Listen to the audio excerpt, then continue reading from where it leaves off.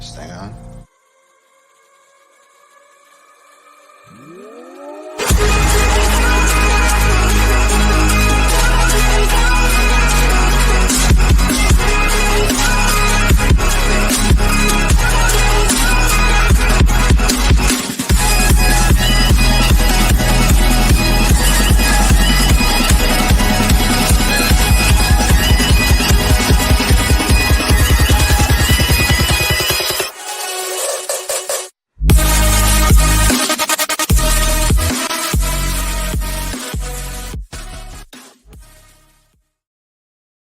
What is up, everybody? Welcome into another episode of The Cut. I am your host, Christian Williams, and I am joined, as always, by Randy Hall. Randy, how are you, man? Doing good, man. Just busy day of scouting and making sure all this stuff is in. But yeah, we have 2 scouting episodes next week, so trying to cram and prepare. Yeah, I still have a little bit of work to do before we do that, and we're recording them on the same night, so that's going to be a little crazy, but you're going to not get them on the same day. I think we'll spread those out. So, yeah, and we only have, 2 Friday fixes left? This one, next one, and then the drafts the following week. And the next Friday. That's it.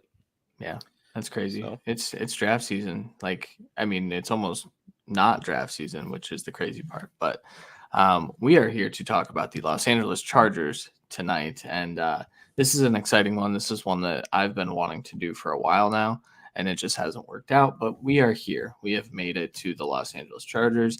If this is your first Friday fix, we go over a lot of different things, from the general manager and coaching situation to the current cap situation, how free agency went, how it might still play out with some free agents still out there, and then also a 7-round mock draft, the most fun part. That is where I have the most fun, at least. So without further ado, we'll jump right into it. Randy, talk to me about the Chargers general manager, Mr. Tom Telesco. Oh, yeah. At this point, becoming a staple of the Chargers organization. This is his 10th season, I believe. That's correct. As the GM.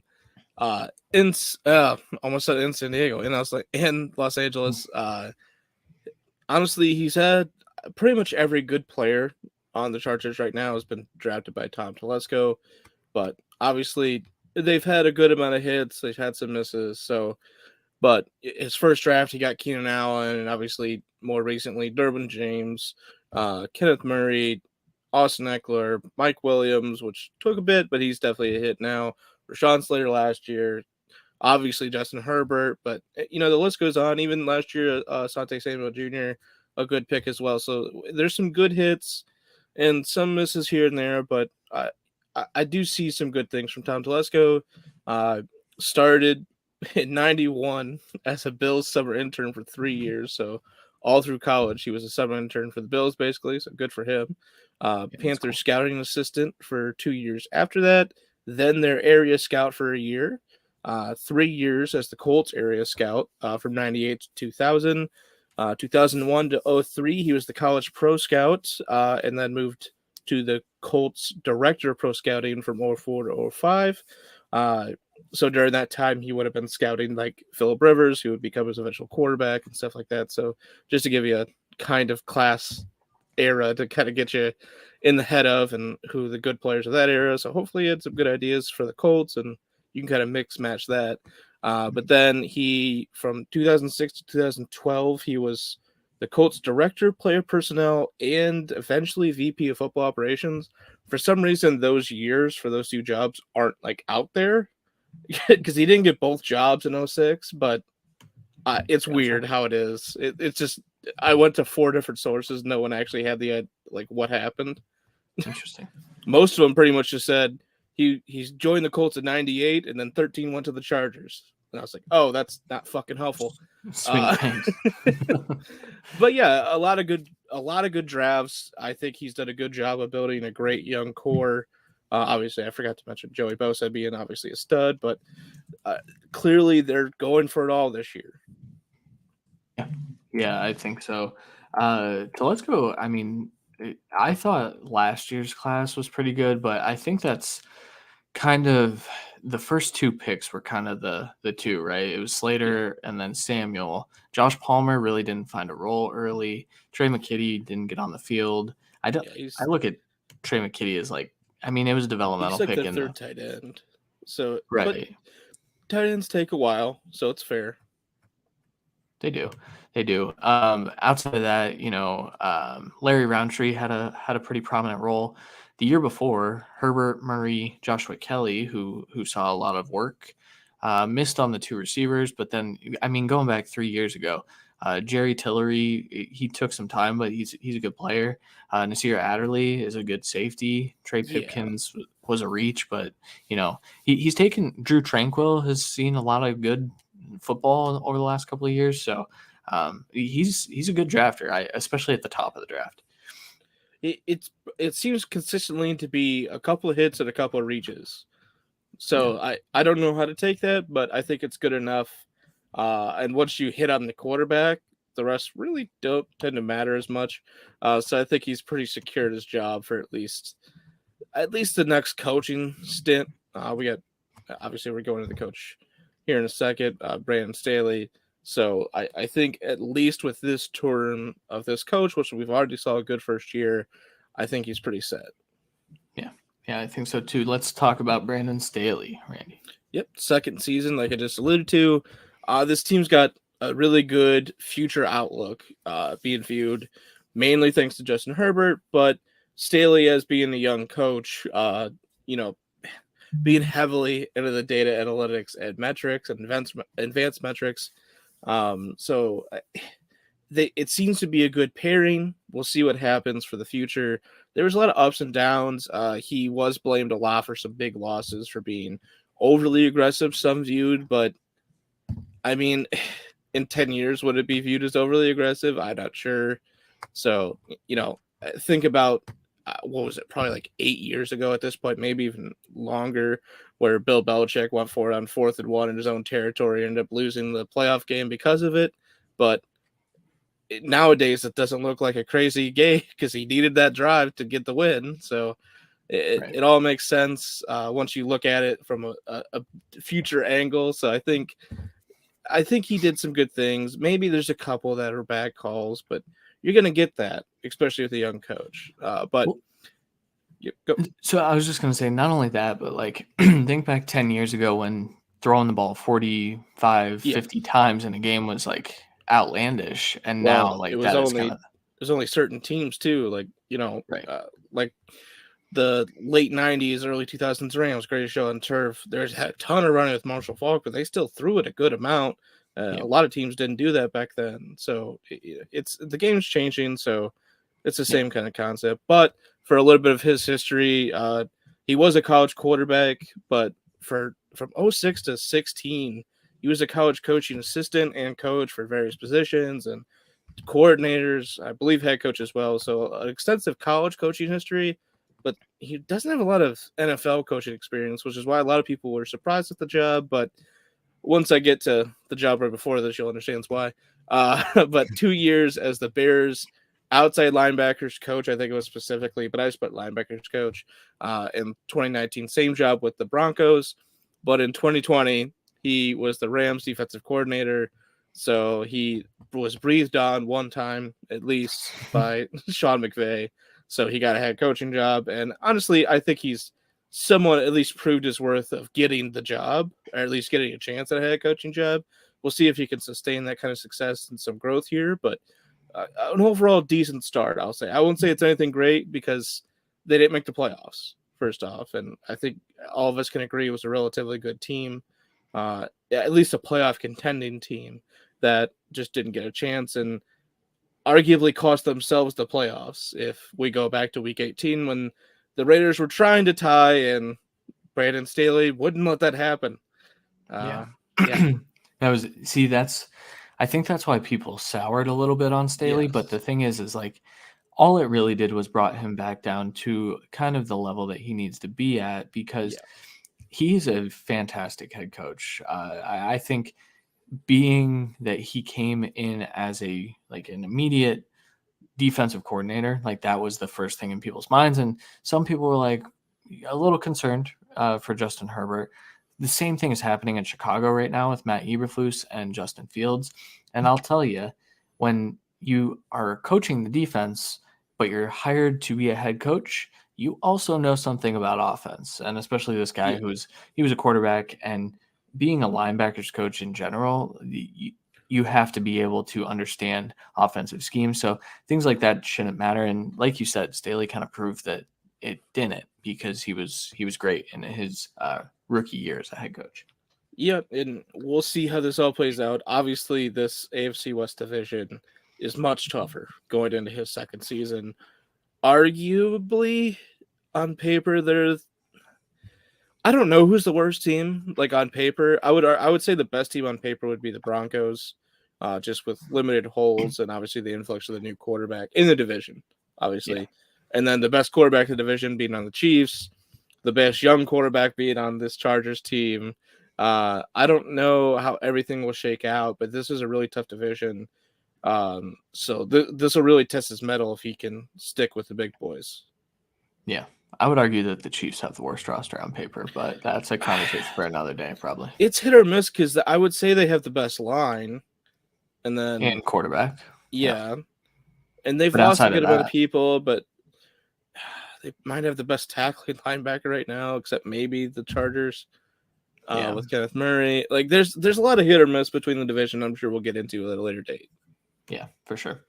Okay, so we kind of talked through, we have not gone in depth on the state of the team, simply because at the beginning of this we were talking about all the bad teams, but the Chargers, as Randy alluded to earlier, are a good team, and so they were mostly beat defensively, which is interesting, because we just talked about how Staley was a defensive coordinator, but I think he approached last year with an offensive mindset, and then they needed to go get some players, and that's exactly what they've done this offseason, which is a good segue into their current cap situation and free agency. Yeah, quickly, their defense was looked at as bad, but in reality, I mean, there was some injury stuff here and there, but they were a run funnel defense, which does sound like you can't stop the run, which they can't.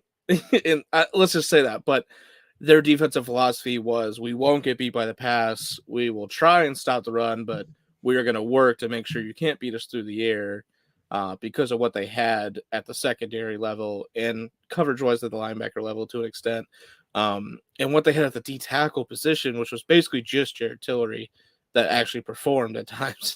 So they needed a lot of help interiorly. And obviously this offseason went to that. So currently they have $18.5 million in cap room, a little bit just over, but that's a good amount of cap. That means they still can make some moves. They still can clearly sign all their picks, but they have options with this money, which we will get into. So far, the biggest thing in the offseason, I would argue, is they traded their second rounder this year and a sixth rounder next year to the Chicago Bears for Khalil Mack to give Joey Bosa a running mate on the opposite side, something he hasn't since Melvin Ingram left through free agency, and honestly an improvement on that position, which says a lot because obviously Melvin Ingram was really, really good. Yeah. So this trade, obviously, for the Bears was more of a cap saving situation. But what it does for the Chargers is they're 100% in. They're going for it. We've talked about that, but they're very win now with this move.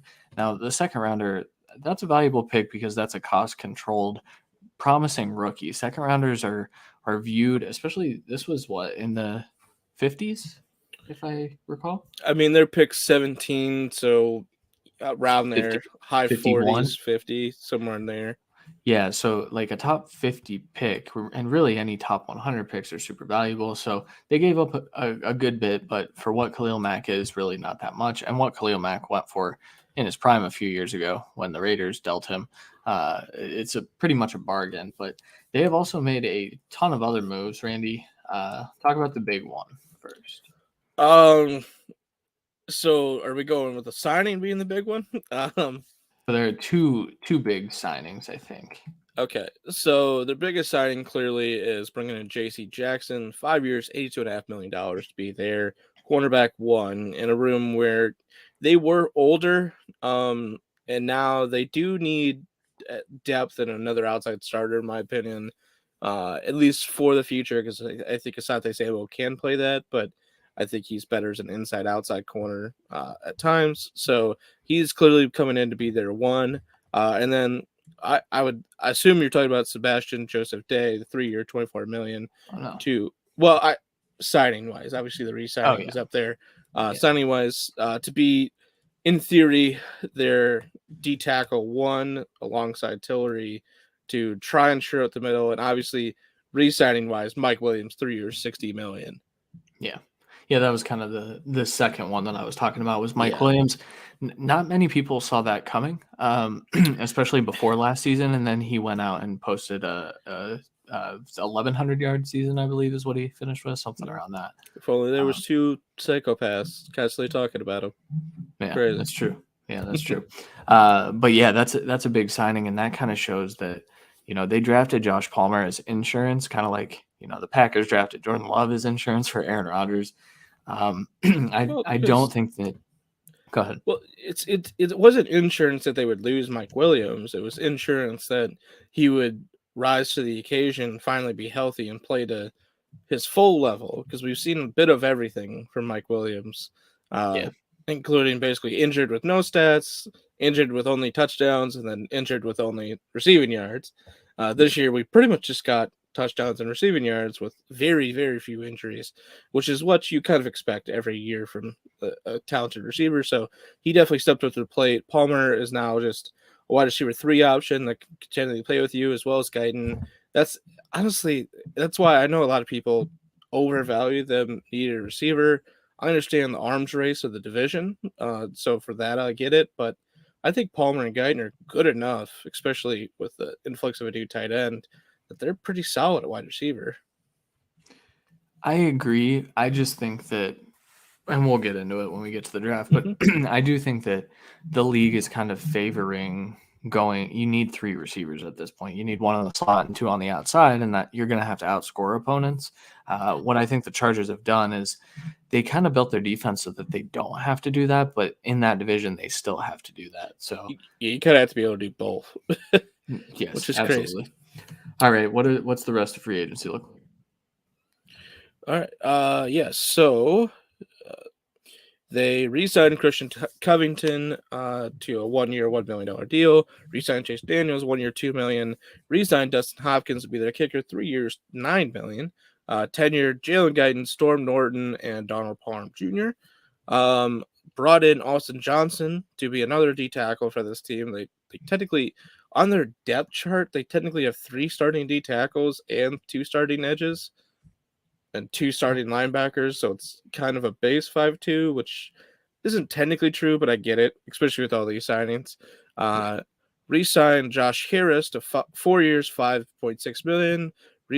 Brought in J.K. Scott to 1 year, just under $1 million. Gerald Everett brought in 2 years, $12 million to be the new tight end of the future to replace Jared Cook and to pair with Donald Parham, and we'll see about everything else. And then brought in DeAndre Carter to compete for a position, but also play special teams. So a lot of moves. Yeah, for sure. They've had a busy offseason, and go ahead. I was gonna say, and they cut their starting right tackle from last year, who very underperformed and was banged up. Brian Balaga. Thank you. Balaga. Jesus. Yeah. I almost tried to say it the wrong way 3 times. But that did save them $10.75 million, which is just what they used to basically pay everyone else. Which makes sense. I mean, he was injured at times too, and so we'll talk about team needs here in a little bit, so I don't want to get too deep into that right now. But so they also had a ton of pending free agents, which is why they had so much money to spend on all these guys. But how'd that play out, Randy? So far, I believe this is it. Scott Quessenberry is signed somewhere else. Sang Bazzi signed somewhere else. Kazir White signed elsewhere. Justin Jones signed elsewhere. Stefan Anderson signed elsewhere. Uchenna Nwazu signed elsewhere. Okay, really? He's good. I know he is, but it's still. And then Kyler Fackrell also signed elsewhere. So technically, they have Brian Bulaga as a free agent still pending. Chris Harris Jr., Linval Joseph, Jared Cook, Ode Abushi. I'm going to go with Ryan Smith, Sinio Kelamete. Holy fuck, this team. Yeah, they have a lot of names, man. Michael Schofield, Matt Overton, Andre Roberts, Devontae Harris, Trey Marshall, Ty Long, and Justin Jackson. All are technically free agents still. I'm not sure they bring any back. I think Linval Joseph and Jared Cook are clearly off the table. I think Bulaga's off the table. Chris Harris Jr. is on the table, but he's going to command at least a decent chunk, and we'll both get into what we want to do with that money anyways. And then maybe Justin Jackson, but I think you could just draft a running back late to replace that with what you already have in the room, which we'll also get into. Yeah, Justin Jackson just doesn't feel like a fit anymore. No. So I don't think he's on the radar. I honestly don't see any of these guys coming back. The one, Chris Harris, I think he would command money because of what his career has been. I also think he sucked last year. So he wasn't great, but I still think he would probably get at least $6 million at absolute worst, if not like 8 or 9. And that's we'll get into that right now. Yes, so free agent additions. So obviously there's still a lot of free agency to play out there. There's still a lot of guys out there. AJ Green just re-signed today. Yeah, which is for a year with the Cardinals, I think. And good deal. So I'll just give mine first. What I said is roll that shit over, roll all that money over that you're not paying the rookies. So what did we say? I think like around $6 million, and they don't have that many high picks, so probably like $6 million would have been like what the Giants could pay, and like what the Jets and what the Eagles would have paid. Like it's you have to have a ton of early picks to pay even that much. Majority of rookie picks money ends up in signing bonus, so your actual cap hit number is relatively low, especially for the first season. Yes. So if you guys, we've never really talked about, I mean, we have kind of talked about it, but you can roll over cap from year to year, a certain amount of your cap. And so by not spending the rest of this $18 million, I would suggest roll it over and prepare yourself for the Justin Herbert extension because of what these quarterback contracts look like. You need to start saving now. It's like, me trying to buy a house. I can't just do it. And the Chargers just can't dish out $50 million because that's about what Justin Herbert's going to get. So also Derwin James is coming up before that probably. And so while I don't know that they're going to be quick, well, I mean, I think Herbert's eligible for the extension this year, right? After this year. Yeah, but he hasn't even made the playoffs. I mean, true. Derwin, if he can even just stay healthy through the whole year, they're going to be extending him. Well, that's the thing. So I think if he battles injury again, I don't know that they bring him back. I think we look at that as that money does roll into Herbert. But yes, you have two marquee, like face of the franchise guys that you need to pay. So I'm not spending any more money. Yeah, currently Over the Cap and Spotrac has next year's cap hit increasing, or cap room, like the ceiling coming in to increase about $9 million. That could go up, that could go down. We don't really fucking know. So right now at that number, they have just over $8.5 million in cap room. So trying to get as much into that as possible to even just bring in more veterans just to help out, even if you don't extend either this next year. It's just a good idea. So I brought in Akeem Hicks to be a D tackle / D end rotationally. 1 year, $6.5 million. He's produced consistently.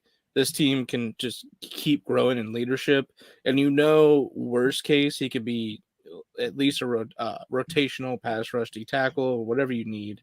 And this could just help that D tackle room, which you've already bolstered a dick ton, but people still think that they may draft a D tackle in the first round or in the second round. I think there's a possibility of that to get somebody for the future, because you signed a couple short-term deals at those positions. I think bringing another short-term deal is smarter, in my opinion, just because I think you have other key positions that you need to attack. And then I also brought in Kendall Lamb. who's been a starting and rotational right and left tackle over the years for just a year, $1 million. So only spend 7.5 of the 18.5. This way, you still be able to sign a draft class, bring in a free agent if you need to mid-year, but still roll over probably at least 7 or 8 million into next year. Yeah, I mean, I think that's a good plan too. I like the idea that you're keeping Hicks and Khalil together too. That's fun. Exactly. Chemistry. Yeah. That's what. Yeah. But bringing in Lamb, he's probably not starting, but your right tackle is fucking a crapshoot right now, anyways. And to be honest, your guards aren't much better. So bringing in competition is the smartest play for this team. Yeah, for sure. All right. So let's talk about some of their team needs currently. Obviously, we just talked about tackles. I agree with you that that is their biggest need. They need someone opposite of Rashawn Slater. Yeah. I mean, it's not just that. Specifically, Rashad Slater at left tackle. Right now, they have Matt Filer starting at left guard, who also is competing for right tackle, by the way, and right guard. Corey Lindsley as their center with no backup. Brendan James at right guard with no backup. And then Storm Norton right now at right tackle with Foster Sorrell as his backup. I don't like this line. I think you have 2.5 pieces. I think you have 4 guards basically with 1 starter and Filer, and I think you have like 3 tackles with no starters besides Slater. So yeah, this is rough. So even if I bring in Lamb, who isn't going to start, at least I have a good backup option on the team, which is what you need. I know he hasn't worked out, but why aren't they trying Trey Pipkins at right tackle? He's going to be in the fight. That's why I said 3 with no starter. Like Pipkins is fighting. I think Filer has a shot to start, but I don't understand. Like you do not have interior depth, so I don't think you can physically take him out of the interior. Yeah, that's fair. All right. What after the offensive line are you looking at? Yeah. So the biggest need for me left after that is linebacker and cornerback. I would say wide receiver. I think all 3 of those are in the same tier where they have the pieces, but if you got a depth or upside pick, I think it'd be smart. Linebacker specifically, they have Kenneth Murray and Drew Tranquil. I would argue Troy Reeder, Nick Neiman, okay depth guys. Amen Ogbot, fucking balls. Ogbong Bamiga. Yeah, sure. I don't recall seeing a lot of snaps from him necessarily.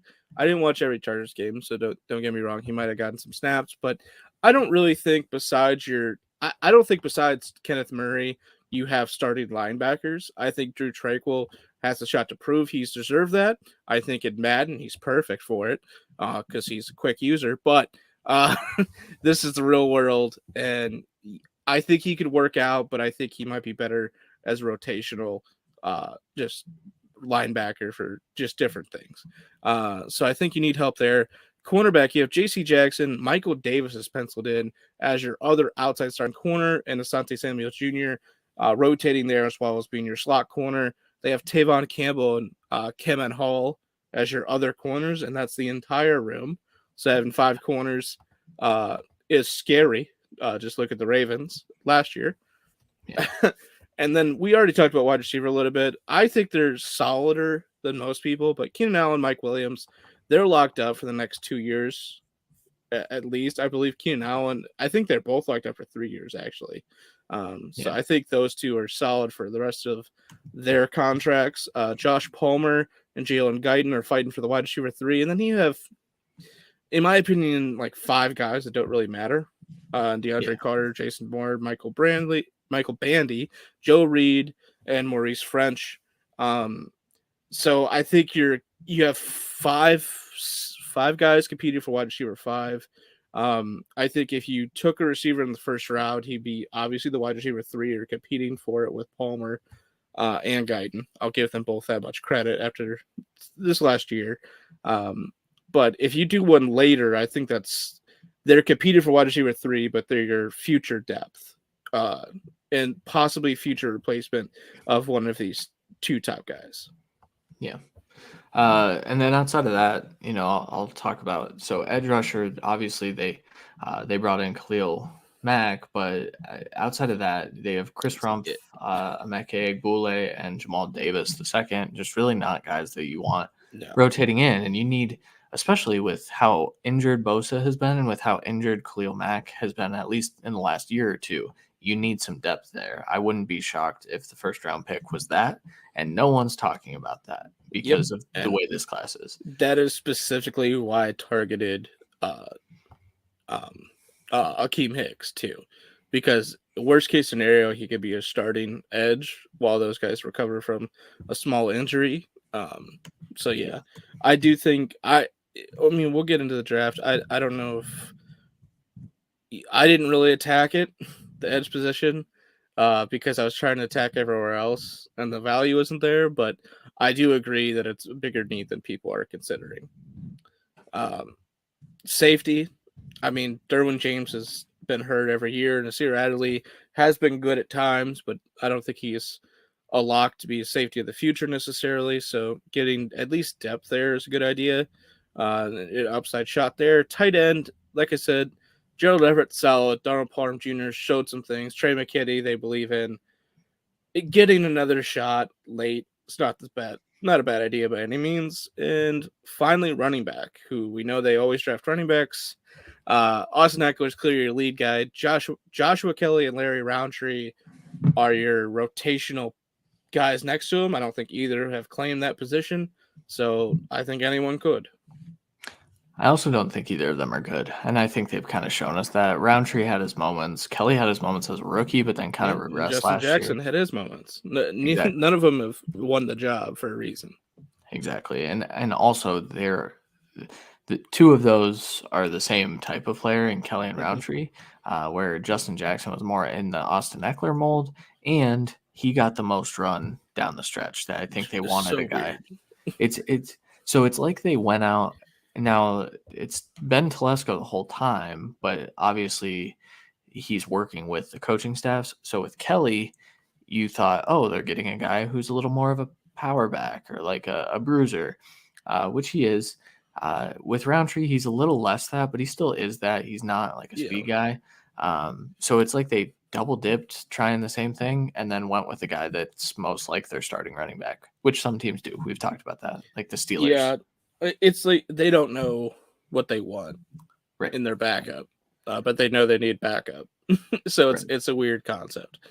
Unlike the Saints who know what they want next to Kamara. Yes, exactly. All right. Do you want to go first? Or do you want me to go first with the mocks? I'll go first because I made trades, so I'll make up some of the time. At 17, I went with Trevor Penning, an offensive tackle from Northern Iowa. We've talked about him a ton. He's clearly going to come in as your starting right tackle, in my opinion. But worst case, you have at least enough depth that he can fight to earn this position. But he does kick other people inside, which is smart because they need inside fucking depth. But he is what they're going to – he will help their running game excel more, and hopefully his passing game can continue to develop to where the lethal attack can just continue to be better because they didn't have good play from right tackle last year, and they still were lethal through the air and the ground, so just improve right tackle play will be smart. Third round, I want David Bell, wide receiver from Purdue, a guy that we talked about early on, not a lot of late. This is probably closer to his floor. I don't believe he's going to get picked in the second, but I do think he gets picked day 2. He's a very solid talent, and he's a good all-around guy. And I think he'd be good to pair with the top 2 guys because Palmer's a little bit more of a Palmer and Guyton are a little bit more Mike Williams role, I think, than people want to admit. Whereas Bell would be definitely more of the Keenan Allen type. While he does play a little bit outside, he can move around, and I think it'd be smart to have that type of receiver try and develop as your wide receiver 3 and possibly take over in the future. And then I traded up into the 4th round. They obviously didn't have a second, but they did have a 4th round pick. But I traded the 123 and the 236, so a 7th round pick, to Seattle for the 109. It does get them in front of teams that need cornerback depth and upside, and that is Zion McCollum, the quarterback from Sam Houston State, rising up boards consistently. I think he could be there at 123, but I just don't truly like see it with the athletic profile. I think he's going to be a back end third, early fourth. So I traded up to early fourth to get him. I think you could wait at 123 and maybe get like Kobe Bryant or someone like that, or Tariq Woolen, or like no, he's probably gone. Yeah, we'll get into your guy too, because I think that's a good pick as well. But this gives him some upside with athleticism, so he can play on the outside, and he could end up being an inside guy for you, and let Samuel be an outside guy. I think he gives you the best of both worlds while also being a good special teams player. And you have 3 7th round picks and 2 6th round picks. Trade up. If it's a small trade up like that, do it. 5th round, I went with Lucida Smith, the guard from Virginia Tech, who we went over. Honestly, has a chance to start at right guard. He is a very, very talented player. I don't remember what grade I have on him. It's clearly late day 2, probably early day 3, but 5th round, I think it's a really, really solid pick. And you get a guy that could probably start for you day 1, and worst case, be your swing guard for the future. Yeah. Followed that up with Mike Rose, the linebacker from Iowa State. And I picked him specifically because he's athletic enough to basically replace Tranquil completely. And he is specifically a Mike linebacker anyways. He's not this like prolific athlete by any means, but he's an above average athlete. He excels in gap discipline and reading and reacting to plays. So he makes plays because of that. Obviously he misses some. That's why he's going in the 6th round. But he is a pretty good coverage linebacker. He does really good. He played a lot of nickel linebacker and like slot corner even at times. So I think Mike Rose is a good steal for them, as what they like to do with their linebackers. I think he's a good fit. And obviously he probably isn't playing day 1, but he's going to be a good special teamer for you and a rotational linebacker, hopefully to replace Tranquil in the future. 6th rounder, 214. I went with Andrew Stuber, the offensive tackle / interior offensive lineman from Michigan.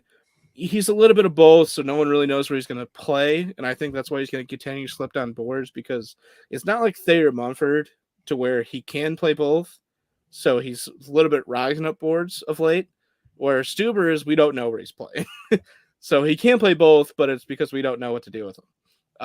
So I think he's going to be in the 6th round, in my opinion, and you can nail him here as a pick to just keep getting depth at the offensive line, which is just what you need. You need to keep taking shots for this. You literally have severe lack of depth in the offensive line, and there's no free agents out there to get. So you need to just continue to pump.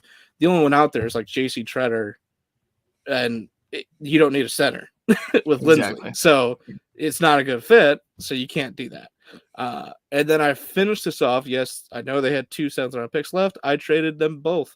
I traded 254 and 255, which were almost the last picks in the draft, for 231 to the Buffalo Bills. So I got 231, and I picked Smoke Monday, the safety from Auburn. I keep taking shots at these late round safety guys of Monday and Bolden and a couple others, just because they have upside. And worst case, you get a really good special teams player. But like I said, this safety room needs depth badly.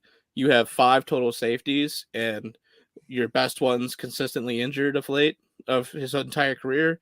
And Adderley has been banged up at times as well. I think it's just smart in total to get depth in your back end, because you do not have a ton. Yeah. I mean, I like it. I was gonna ask you, but I didn't. You were on a roll, so I didn't want to pause you. So Penning, your 1st round pick. We're going all the way back to the first. Son of a bitch. I know. So Penning, we've kind of cited he's got good footwork and spurts, but that's kind of a problem for him right now on the left side.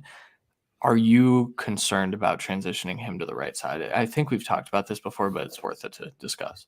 I mean, if you don't have great footwork on the left side, it's not going to completely fuck up the other side. Like, it's not like he's going to have horrific footwork on the right side now. He's going to have basically the same on both sides. If he's stumbling with his footwork, it's not because he's set over there and he's trying to switch sides.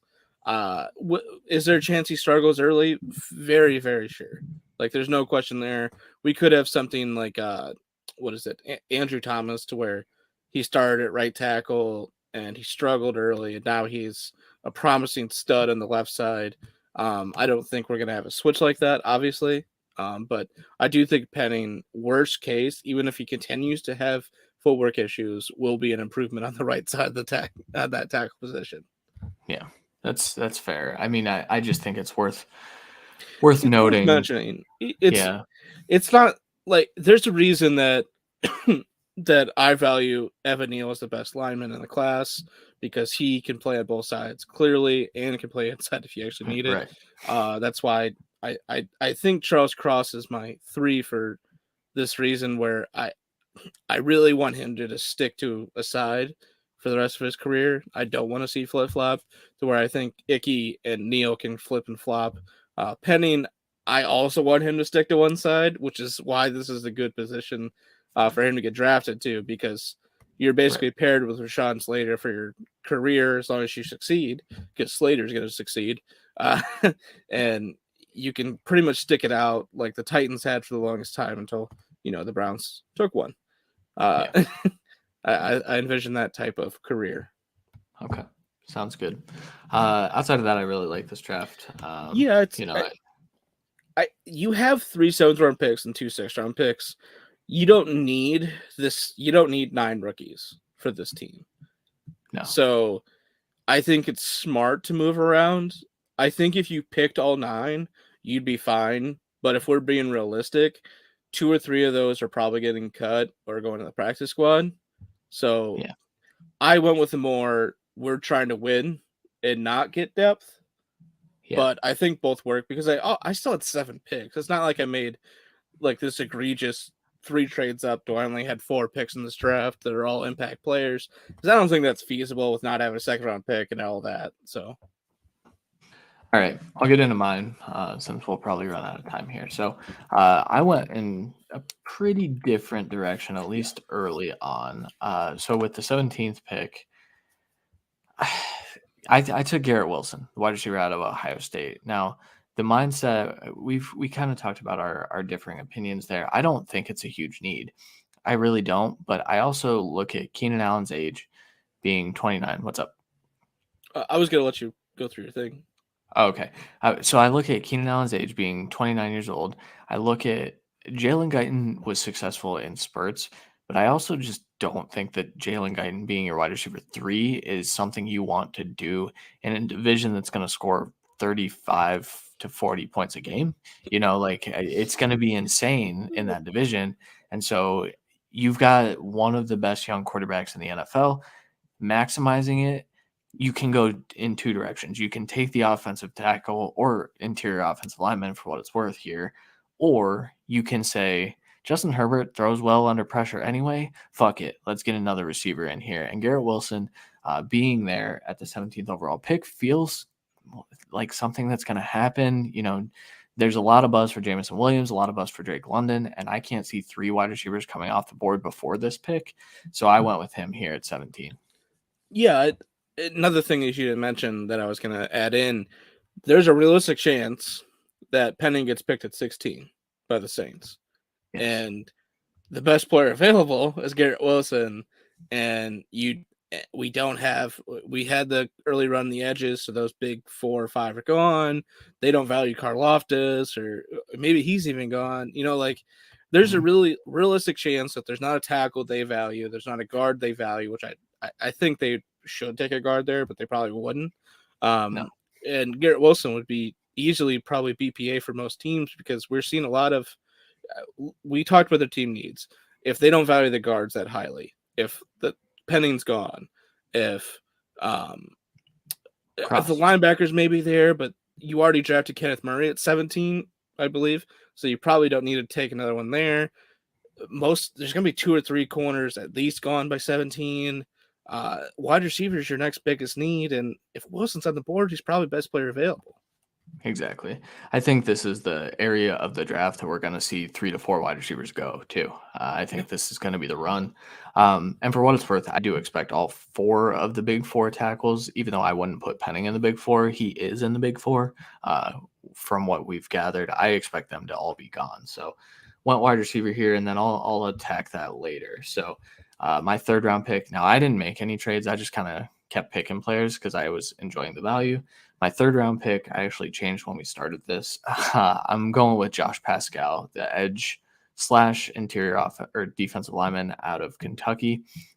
He's a guy that can play inside outside, and on this team, kind of like your Akeem Hicks shout, I think that's a really really valuable piece. I put out a tweet to a group or a community. If Trayvon Walker is getting all this buzz, I feel like Josh Pascal should too. Uh, they're similar athletes. Obviously, Pascal's a little lesser, but like they have similar games in that they're very powerful and very explosive off the line of scrimmage. So I went with that here to kind of reinforce that defensive line. Followed that up with pick 123 with Mario Goodrich, the corner out of Clemson.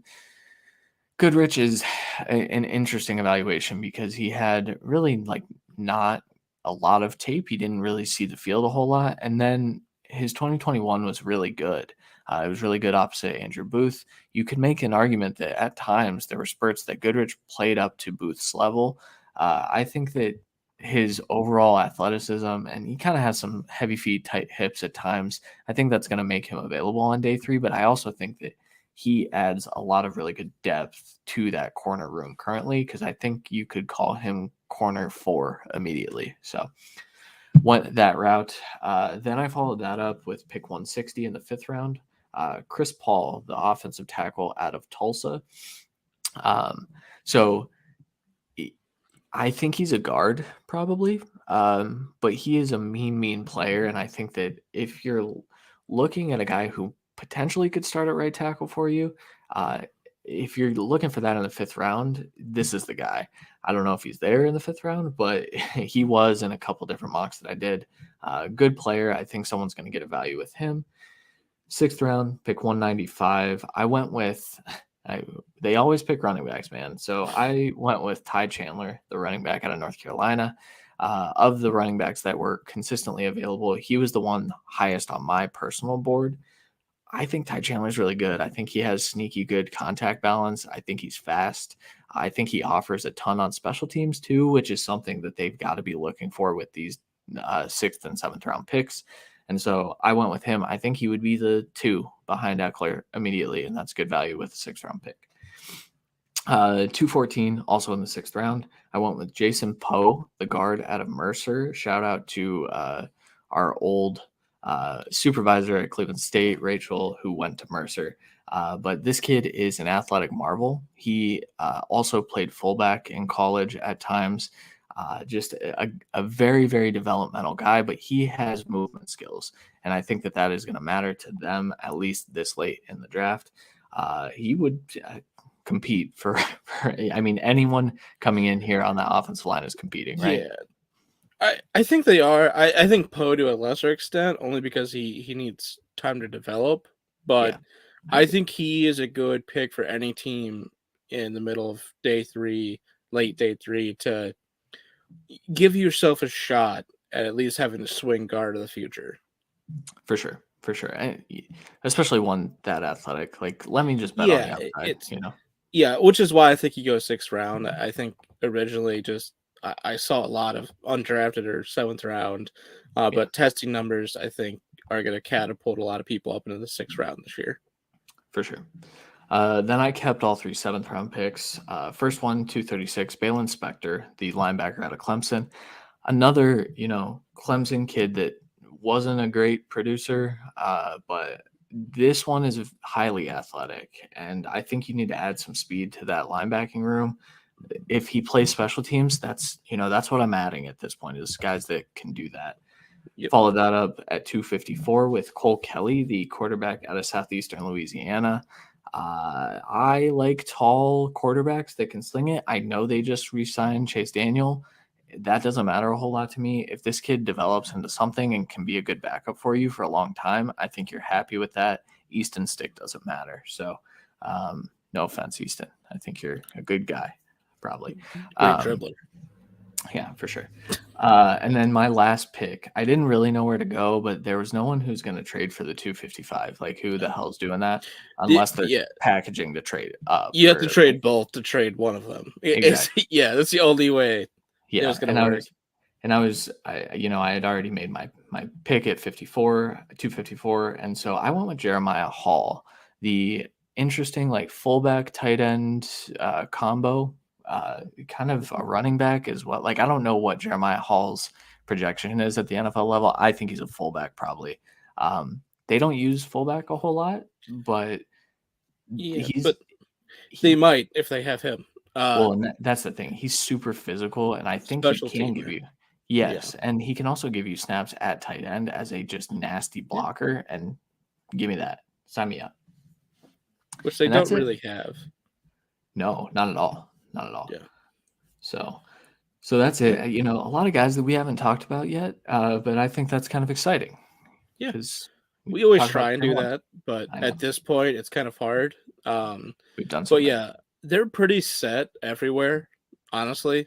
They just need to fix this offensive line and get possible starters at other positions. But yeah, this is solid. And I think that Garrett Wilson, while it might not be the best need for them, in my opinion, worst case, after this year, maybe even at worst a year after that, last year of Keenan Allen's deal, you're looking to unload him for a late pick because Garrett Wilson's better at that point. There's a good chance. I'd never doubt Keenan Allen though, but still. Yeah. Or you just have three fantastic receivers. You just have three. This division is going to be a competition of arms on the one side and, air defense missiles on the other.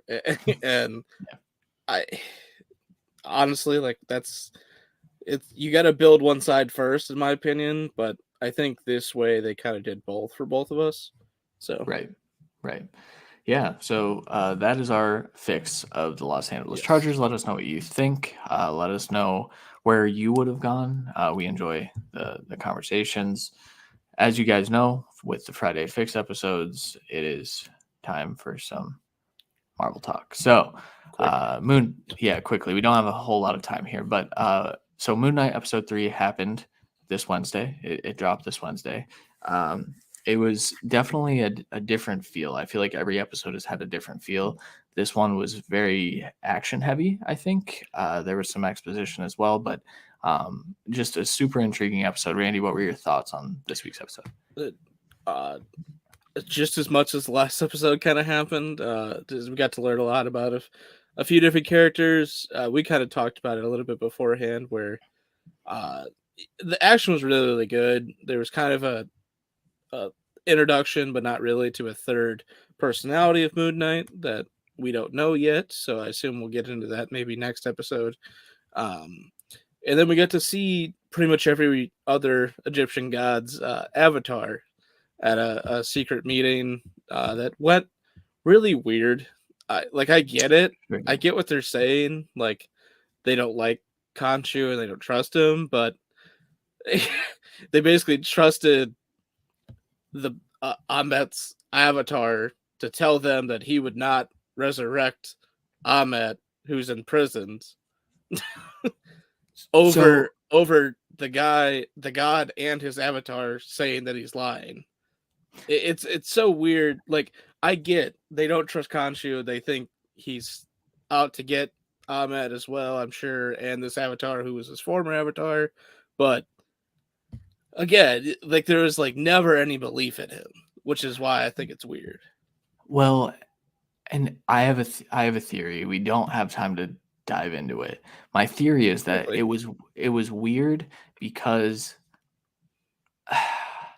I don't know how much of this is real. I still question what is going on with Mark and Steven, probably specifically. So I think we're going to find out. I think there's a third personality. Yeah, there clearly is. Right, but I don't know. Like, first of all, how did he get to Egypt? Obviously, they're not going to show us how he got to Egypt, but is he actually in Egypt? That's what I want to know. I mean, I highly doubt we're going through the show where 80% of what we're seeing is not actually happening, because dude, I don't know. we haven't That's had kind of that. what happened. Kind of in WandaVision though. Not Like really though. It was it everyone was was under a happening. spell. Everything was happening still, You're and right. even like when Steven didn't believe stuff that was happening when Mark took over. And I guess everything we could say that this is all in his head and Mark doesn't actually exist. But at that point, why are we watching? Like I'd rather not think of it as this is all fake and not actually happening. Right. So I think the big reveal is that. So I think obviously. So the spoiler. Always spoilers. Yeah, Um, clearly. the spoiler at the end, or the how it ends is Mark, actually Steven, is like we passed out. We think he's not dead. He's not dead, but No, he was an avatar for the god that just got stoned. Like he not stoned, but like he is turned into now, stone. yeah, turned into stone. Um, I think he's gonna wake up and he is gonna be hospitalized in some form, and then we're gonna like kind of question what is real or if this was all made up. But I think it is real. Like I think all of these things are happening, but because no one else can see it, I don't know how this is going to end. It's going to be crazy. I'm excited. It was a good episode. It was a good episode. Yeah, it was very good. We got to learn a little bit more about Mark's wife as well, and clearly Haro, Amat's avatar, is easily trusted by a lot of people and really manipulative. He's definitely like like that cult church's leader is the best way to describe him and his personality. But he's got obviously Egyptian god's power behind him, and he's very, very strong. Yeah, we'll see. We talked beforehand. We don't obviously. They're going to at least attempt to release Ahmed, and then obviously that won't be good for most people. So we'll see. I think it kind of happens next episode, or maybe at least they're about to at the end of it. Christian thinks it'll kind of all happen in the last episode. I'd rather that didn't happen because there's only 3 more episodes left. I know they try and cram a lot in the last one, but they also try and wrap up everything and also give a direction for the future. And to have that scene as well as getting the resolution to that whole conflict, as well as resolution in the show and giving something to the future, I think that's a lot to ask in like a 50 minutes. So that's why I assume it's going to be a multiple episode thing, but we'll see. Yeah. My last note is this does not feel like anything the MCU has ever stood for. No. There were freaking things getting thrown into necks, and there were people being shot, and it was awesome. Like it was great. Like that was the action part I really liked. But this is definitely a different vibe, and I wonder how many of the MCU projects in the future are going to be like that. Which is we'll see. There's been talks of reprisal of Punisher and introduction of like Deadpool, so you're gonna have to get into that, and Ghost Rider as well. So if you want those 3 characters to be a focal point, you're gonna need some graphic content. This is true. This is true. All right. Well, we are out of time. So just really quickly, next week we will have a linebackers episode and then a defensive backs episode. So those will come out. Will be live on Monday.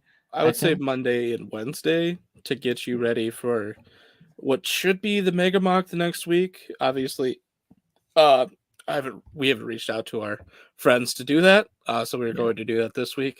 Obviously, yes. But yeah, hopefully there'll be 2 days of a 3-round mock draft. The week of the draft, Monday and Wednesday, so you get both 3 rounds right before the draft starts on Thursday. Yeah, for sure. All right. Do you have anything else to add? Nope. Let's go. All righty. For Randy Hall, I'm Christian Williams. We'll talk to you guys next week. Later.